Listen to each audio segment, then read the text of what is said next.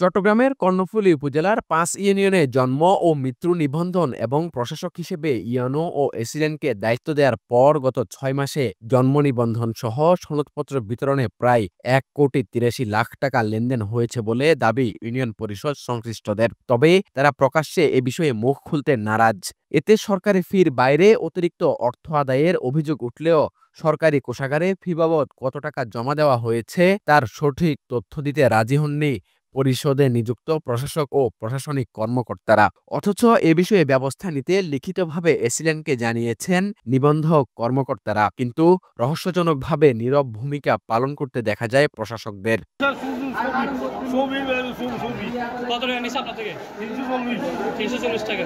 গত বছরের ১৯ সেপ্টেম্বর থেকে কর্ণফুলী উপজেলার চর পাথরঘাটা ও শিকলবাহা ইউনিয়নের প্রশাসনিক দায়িত্বে রয়েছেন উপজেলা নির্বাহী অফিসার ইউএনও মাসুমা জান্নাত। অন্যদিকে জুলধা, বড়উঠান ও চল্লক্ষা ইউনিয়নের দায়িত্বে রয়েছেন উপজেলা সহকারী কমিশনার রয়া ত্রিপুরা। জন্ম ও মৃত্যু নিবন্ধক হিসেবে দায়িত্ব পালন করছেন উপজেলা জনস্বাস্থ্য কর্মকর্তা নাজিমউদ্দিন রাসেল, উপজেলা শিক্ষা কর্মকর্তা দ্বিজেন ধর, সহকারী উপজেলা শিক্ষা কর্মকর্তা সৈয়দা আমাতুল্লাহ আরজু, উপজেলা প্রাণী সম্পদ সম্প্রসারণ কর্মকর্তা শাহাবুদ্দিন ও উপজেলা সমাজসেবা কর্মকর্তা সবুর আলী।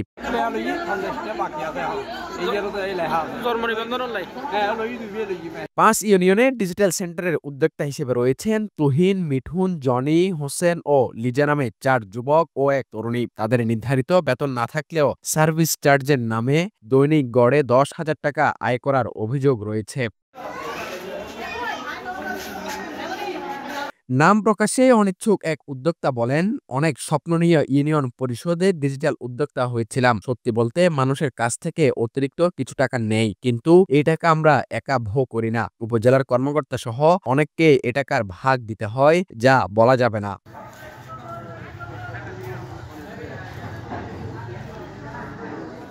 চর পাথরঘাটা ইউনিয়নের ২ ইউপি সদস্য নাম প্রকাশ না করার শর্তে জানান, ওয়ারিশ সনদের জন্য ২০০ টাকা, নাগরিক সনদের জন্য ৪০ টাকা এবং জন্ম নিবন্ধনের জন্য ১৫০ টাকা নেওয়া হচ্ছে। তবে এসব টাকার কোনো রসিদ দেওয়া হয় না। এ নিয়ে ক্ষুব্ধ স্থানীয়রা জানান, নির্ধারিত ফির চেয়ে অতিরিক্ত অর্থ আদায় করছে ইউনিয়ন পরিষদে। কত টাকা নিয়েছে আপনাদের? ১০০ টাকা নিছে। আবেদন করতে যে এটা দিতে বলছে যে ১ সপ্তাহ পরে দিবে। ১ সপ্তাহ পরে দিয়ে আমি কিভাবে ভোট পাবো?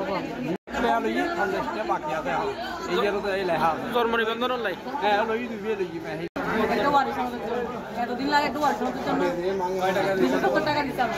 একটা ২৭০ টাকা কেন আছে? কত টাকা নিছে? ৩৪০ টাকা। ৩৪০ টাকা দুইটাই।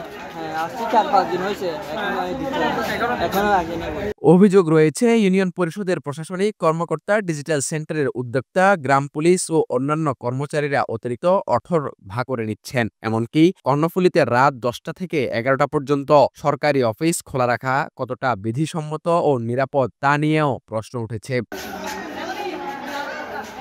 বড়উঠান ইউনিয়নের ৯ নম্বর ওয়ার্ডের গ্রাম পুলিশের সদস্য মনিরুদ্দিন অভিযোগ করেন, ইউনিয়ন পরিষদের চৌকিদার ট্যাক্সের নামে জনগণের কাছ থেকে অর্থ সংগ্রহ করা হলেও সেই অর্থের কোনো হিসাব তাদের জানা নেই। তিনি বলেন, পরে শুনেছি ইউএনও স্যার বড়উঠানের প্রতি বাড়ি থেকে ৩০০ টাকা করে নিতে বলেছেন। পরিষদ সচিবকে বললাম, আমরা তো কোনো টাকা পাই না, কিন্তু মানুষ তো বলছে চৌকিদার ট্যাক্স নিচ্ছে। তখন সচিব জানালেন, এ বিষয়ে কিছু পেতে হলে প্রশাসক হিসেবে নিয়োগপ্রাপ্ত এসিল্যান্ডের সঙ্গে কথা বলতে হবে।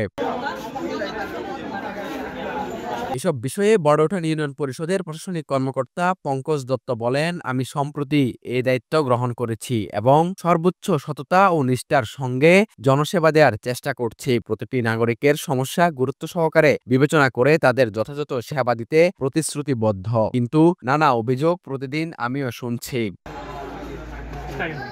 ৩টি ইউনিয়ন পরিষদের অনিয়ম ও দুর্নীতির বিষয়ে প্রশাসন কি পদক্ষেপ নিচ্ছে তা জানতে সহকারী কমিশনার রয়্যাল ত্রিপুরার সঙ্গে যোগাযোগ করা হলে তিনি বলেন, এ ধরনের কোনো বিষয় আমার চোখে পড়েনি। কারো অভিযোগ থাকলে তিনি সরাসরি আমার সঙ্গে যোগাযোগ করতে পারেন। অথচ তার পরিচালনাধীন এক পরিষদে সরকারি ফির 2,38,375 টাকা সরকারি কোষাগারে জমা দেওয়া হয়নি বলে লিখিতভাবে জানানো হয়, যার কপি প্রতিবেদকের হাতে এসেছে।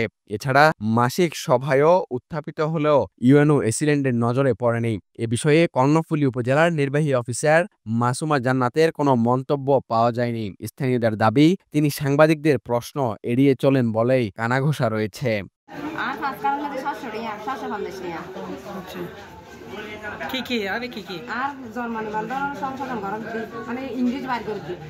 এ বিষয়ে চট্টগ্রাম জেলা স্থানীয় সরকার বিভাগের উপপরিচালক মোহাম্মদ নোমান হোসেন বলেন, কর্ণফুলী উপজেলা পরিদর্শন করে বিষয়টি আমিও লক্ষ্য করেছি। পরে রসিদ ছাড়া লেনদেন বন্ধ করতে নির্দেশনা দেওয়া হয়েছে।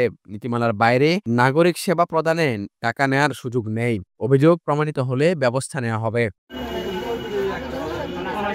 তবে প্রশ্ন থেকেই যায়, ইউনিয়ন পরিষদে যদি নিয়মিত অনিয়ম দুর্নীতির অভিযোগ উঠে তাহলে প্রশাসন কেন তা প্রতিহত করতে ব্যর্থ? মাসিক সভায় এসব অভিযোগ উত্থাপনের পরেও কেন কার্যকর ব্যবস্থা নেওয়া হচ্ছে না? জনগণের অভিযোগ আমলে না নিয়ে প্রশাসনের নীরব ভূমিকা কি অনিয়মকে আরও উৎসাহিত করছে? সুষ্ঠু তদন্ত ও কার্যকরী পদক্ষেপ না নিলে স্থানীয় প্রশাসনের প্রতি সাধারণ জনগণের আস্থা কতটুকু বজায় থাকবে, এমন প্রশ্ন এখন সবার মুখে। কর্ণফুলী থেকে যে জাহেদের পাঠানো তথ্যচিত্রে আহমেদ শারজিল, বাংলাধারা, চট্টগ্রাম।